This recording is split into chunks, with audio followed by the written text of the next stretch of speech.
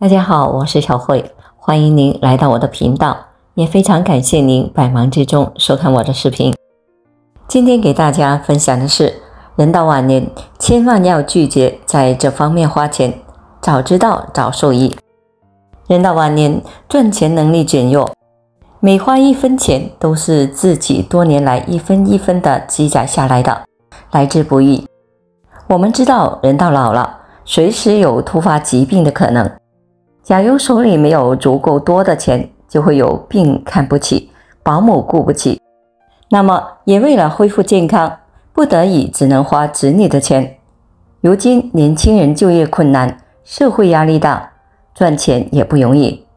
而且一般的家庭还要还房贷、车贷。如果在他们都自顾不暇的情况下，还要负担老人，经济问题可想而知。时间久了会发生什么情况？所以聪明的老人知道牢牢地守住自己的养老钱，做到尽量的不拖累子女。但是往往有些老年人缺乏社会认知能力，缺乏管理金钱的能力，老了，神不知鬼不觉就掏空了自己的钱袋子，导致晚年生活不好过。64岁的杨大爷退休4年，每月有8000元的退休工资，还在继续的退而不休的干活，每月的工资也不少。从退休后，他就把自己退休金的银行卡给了儿子，用来弥补老伴走了没人帮儿子家带娃的费用。因此他去医院看望过去的老同事，老同事的不幸遭遇对他触动很大。猛然醒悟的他，对自己的晚年养老有了新的规划。经过深思熟虑了很久，决定把自己的银行卡要回来。谁知道儿子死活不愿还给他，他只好果断挂失。现在我们就一起来听听64岁杨大爷的自述。我今年64岁，退休4年了，有一个儿子。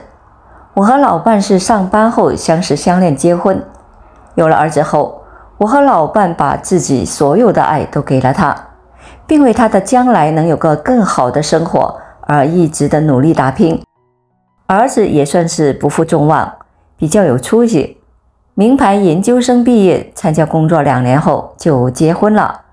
儿子结婚时买新房，30%的首付，再加上彩礼和办婚事的各种事宜，花完了我和老伴半辈子的积蓄。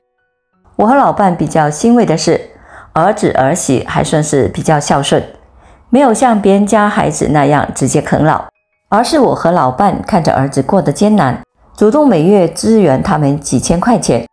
我认为我们老人所有的一切早早晚晚都是儿子的，何不趁着儿子现在需要就给了他们，这样我们双方都皆大欢喜。也许从那个时候起，我和老伴就给自己埋下了隐患，让自己的日子越过越没有底气了。孙子出生后，老伴就去了儿子家带娃，还带走了自己的银行卡，说是直接支援了儿子家的生活。而我退而不休，继续的挣钱养自己。我对退而不休不反感，毕竟我自己有技术，即使上岗也是做项目不带队伍，这样的工作量少了很多，收入一点也不比退休工资少。老伴在儿子家带娃，1年后突发疾病走了，而我也成为了老年独居老人，不想再找了，继续干活来打发漫漫的时光。老伴走后，儿子家请了保姆带娃，生活就过得紧张了。儿子3番5次委婉地跟我说自己的日子过得苦，我也懂得儿子的意思，保姆费、房贷再加上孙子的各种开销，是挺压力大的。为了帮儿子渡过难关，我跟儿子说，把我的银行卡给他们，用我的退休工资来帮他们出保姆费，等到孙子上幼儿园了再还给我。我的银行卡被儿子一拿就是好几年，我也没有在意。直到我去医院看望曾经的老同事，才真正懂得人老了，钱在自己手里才有底气和尊严。养儿防老不如紧握着养老3宝，否则当身体不好了，子女常常也是有心无力，甚至出现不孝。68岁的老同事住院时，听说病得很重，我和几位其他的老同事约好了一起去医院。老同事看到我们几个熟悉的亲人没有控制住自己的情绪，居然像个孩子般的哭了。起初我还以为他是被感动的，但随后他的叙述，我才知道他都经历了些啥。老同事的老伴已经走了几年了，老伴走后，他就跟随着儿子居住。当时把自己的老房子卖了，把钱给了儿子，也把银行卡交给了儿媳做生活费。他觉得自己付出所有跟随儿子居住，儿子儿媳肯定会对自己非常好。然而在他身体好的时候看不出啥来，这次住院才知道自己银行卡里的退休工资已经一分不剩的被儿媳取走了，买房子的钱也被儿子拿去投资失败了。所以如今老同事住院需要的一笔大额的手术费，儿子拿不出钱来。儿子让爸爸做保守治疗，过一段时间回家调养。老同事认为什么保守治疗，什么回家调养，就是让他等死。老同事拉着我的手说，你呀，老伴也走了，一定要记得把握好自己的养老三宝，那就是健康、房子和票子，千万不要提前把房子和钱都给了儿子。人老了，养儿防老根本不靠谱，只有自己兜里有钱了，儿子才会主动的来看你。人老了，最大的悲哀莫过于养儿防老的梦想破灭。他接着感慨说，我把自己一辈子的心血都倾注在儿子的身上，而儿子儿媳的心却在我的退休工资上，我的付出根本得不到回馈，最终还被嫌弃，着实令人感到悲凉。老同事的遭遇让我陷入深思，我顿时觉得人老了要记住学会适度自私些，不要把自己所有的心思和积蓄都用在儿子身上，多爱自己一些，多保养好自己的身体，守住自己的钱财才是正道。我回到家里，一想起老同事的眼泪，一个大男人的眼泪，我就心疼。思考了好几天后，我就给儿子打电话，跟他商量把我的银行卡还给我，我每月可以补贴他3000块钱，剩下的我要存起来，否则我手里这点积蓄不够养老。没想到的是，儿子却用如果要回工资卡，儿媳将来不会给我养老做借口，不给我把卡送回来。要了几次无果后，我只能果断地挂失了银行卡。到了发工资的日子，儿子给我打来电话，询问我的银行卡怎么取不出钱来，说是废卡。我告诉儿子，我已经挂失了，新的银行卡过段时间就能用了。儿子急了，爸，你是不是又找了新老伴？需要花很多钱吗？我说没有找，以前我和你妈觉得你还年轻，特别是有了孩子后，生活压力大，所以我们才援助你们。现在你们都有了不错的工作，孩子也快上学了，我也该为自己着想了。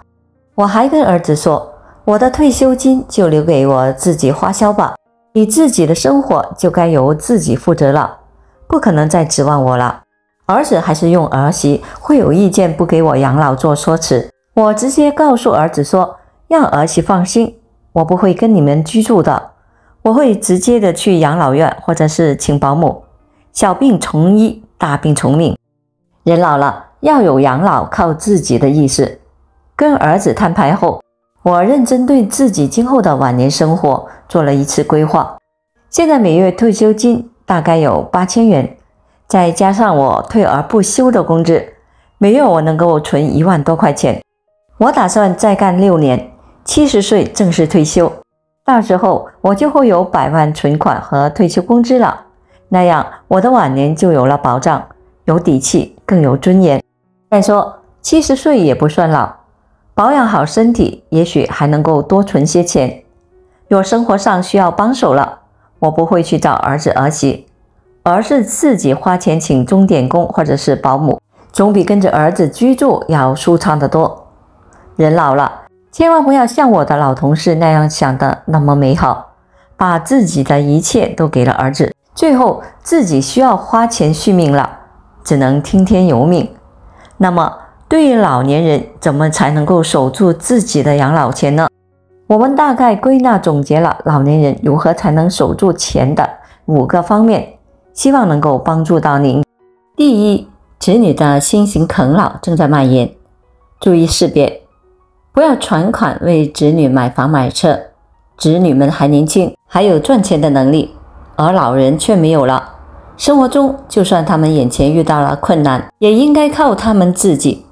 子女们只有多经历多磨难，才能够尽快的成长，不再依赖父母。不要给子女们当免费的保姆，给他们带娃、收拾家务，每天还得自掏腰包买菜买米买面，看着都是不起眼的小钱，积少成多，1年下来也需要花不少钱。第二，隔辈亲是个妙论，花钱要有分寸。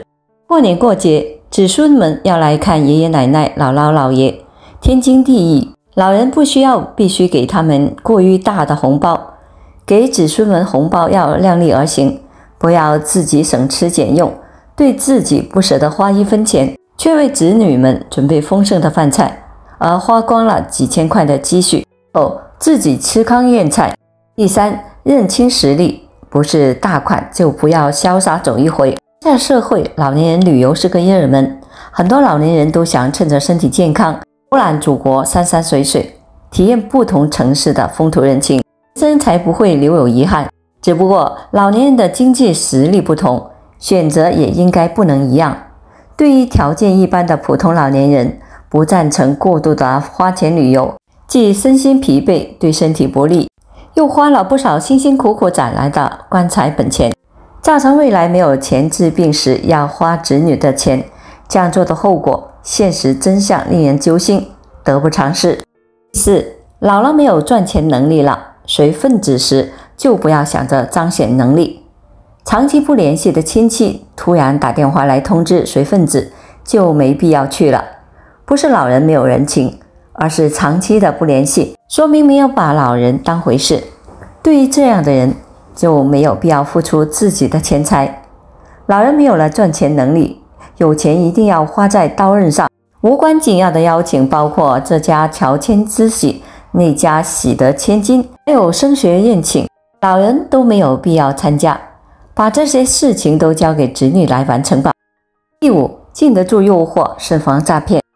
要坚决抵制上门推销的亲戚朋友。要知道，保健品不治病不防病，只是花钱买寂寞。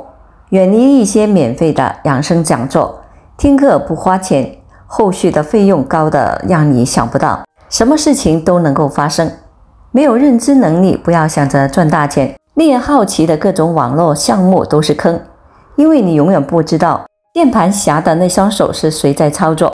总之，人老了，牢牢地守住自己的钱袋子，慎防诈骗。花钱有尺度，除非为了自己的身体健康花钱，其余的钱能不花就不花。谁也不能跟赚不到钱的老人一般见识，您觉得呢？好了，朋友们，今天所分享的视频内容就到这里了。如果您觉得我的视频对您有所帮助的话，就请您给我点个赞吧。您的每个留言和点赞都是我进步最大的动力，也非常欢迎您到评论区分享您的生活经验。非常感谢您的支持和鼓励，我们下期见。